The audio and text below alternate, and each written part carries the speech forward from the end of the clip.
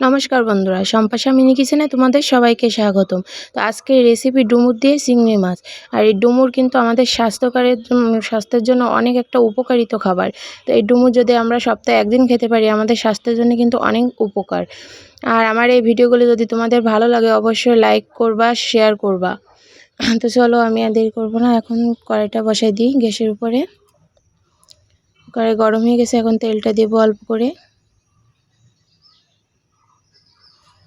তো তেল গরম হয়ে গেছে, এখন আমি চিংড়ি মাছগুলো ভেজে নেব।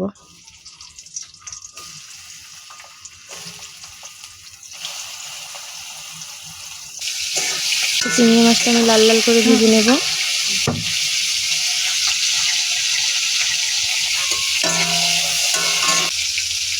চিংড়ি মাছ এখানে আমার ভাজা হয়ে গেছে, এখন তুলে রাখবো। তো এই তেলে এখন আমি আলুটা ভেজে নেব। আলুটা কিন্তু একটু লাল লাল করে ভেজে তুলে রাখবো।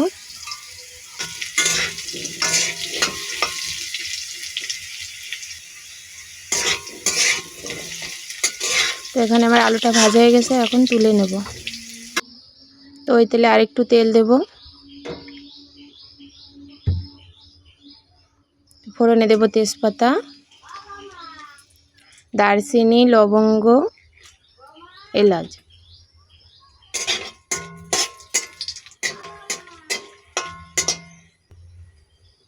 তো এখন ওটা ভাজা হয়ে গেছে ভালো করে। এখন এখানে পেঁয়াজ আর একটু রসুন আমি ভেজে নেবো ভালো করে।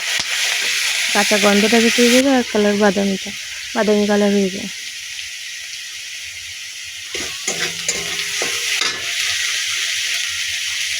তো আমার দেখো পেঁয়াজ আর রসুনটা ভালো করে ভেজে নিয়েছি। এখন আমি এখানে সিদ্ধ করা ডুমুর অ্যাড করব। আগে থেকে আমি ভাবিয়ে রাখছিলাম।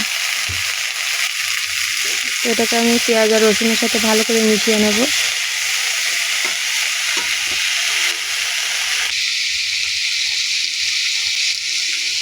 এখানে লবণ দিব পরিমাণ মতো, হলুদের গুঁড়ো দেব, দিয়ে ভালো করে মিশিয়ে নেব।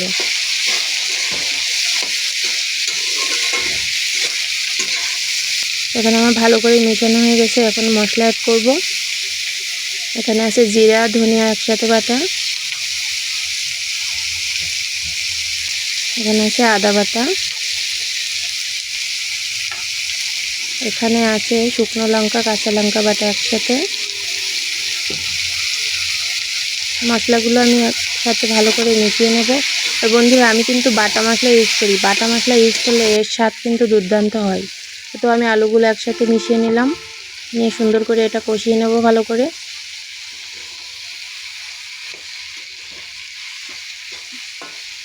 অবশ্যই চেষ্টা করবেন বাটা মশলা খাওয়ার, ওটা কিন্তু শরীরের জন্য অনেক উপকার।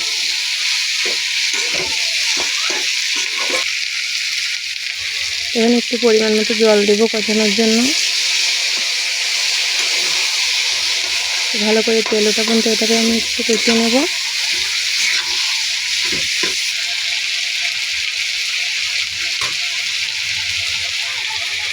এখানে ভাজা চিংড়ি মাছ কটা অ্যাড করবো। এই সুন্দর করে এটাই আমি এর সাথে কষিয়ে নেব। তো এখানে আমি একটু নারকেলের দুধ অ্যাড করবো, করে ভালো করে কষিয়ে তেল উঠিয়ে নেব।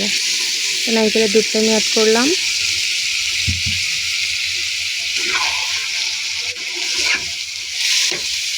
তো ভালোভাবে নাড়িয়ে চাড়িয়ে এটাকে আমি তেল ওঠা করে নেব। দেখো বন্ধুরা, কত সুন্দর উপর দিয়ে তেল চলে আসছে।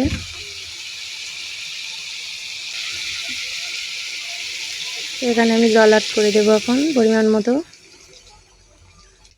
যেহেতু আমার আগে থেকে ডুমুরটা সিদ্ধ ছিল, তো বেশি জল দেবো না, অল্প করে জল দিলাম আলুটা সিদ্ধ করার মতন। তো এবার ফুটে উঠছে, দেখো বন্ধুরা কত সুন্দর একটা কালার আসছে। তো এখানে আমি সামান্য একটু চিনি অ্যাড করব, যেহেতু ডুমুর কষ টাইপের হয়, এই জন্য হালকা একটু চিনি অ্যাড করবে, অপশনাল, না দিলেই চলবে। এখানে কয়টা কাঁচা ঝাল অ্যাড করলাম, কালার দেখতেটা অনেক সুন্দর লাগবে এখানে। তো আমার ডুমুরটা কিন্তু প্রায় শেষের পথে, আর একটু ফুটিয়ে নামিয়ে নেব। তো ডুমুরটা আমার হয়ে গেছে এখানে দেখো। এখন আমি ডুমুরটা পরিবেশন করব। তো আমার এই রান্নার ভিডিওগুলো যদি তোমাদের ভালো লাগে অবশ্যই কমেন্ট শেয়ার করো আর কমেন্ট করে জানিয়ে যাও কে কোথা থেকে দেখছো। ধন্যবাদ সবাইকে।